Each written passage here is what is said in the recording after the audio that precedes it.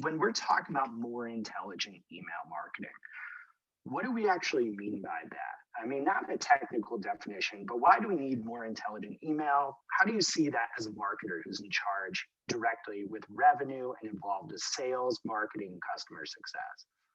Yeah, good question.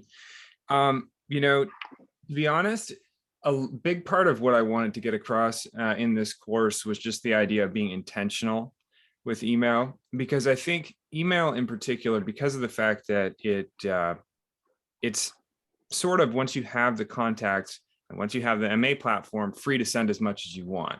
You're not limited in the same way that you are with ads, where you pay per click, or you pay per impression. And so people are much more thoughtful about what they're running, and is it relevant? Is it performing well? And the various monopolies that hold the keys to those ad platforms all have scores. They give you a lot of feedback on if you're succeeding or if you're not succeeding.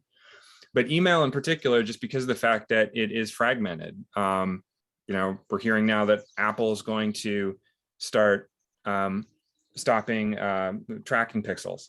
But then on the other side, you have Google and Microsoft, and it's a fragmented landscape. And so it's a little bit harder to navigate. And I think a lot of marketers don't actually approach it with that much intention. It's kind of something they feel like they need to do. They need to be sending email. Everybody knows there's email has, the statistic, or there's always $41 per dollar spent, but nobody really knows, how do you grow that? How can you actually, what practical steps can you do to make your email program better?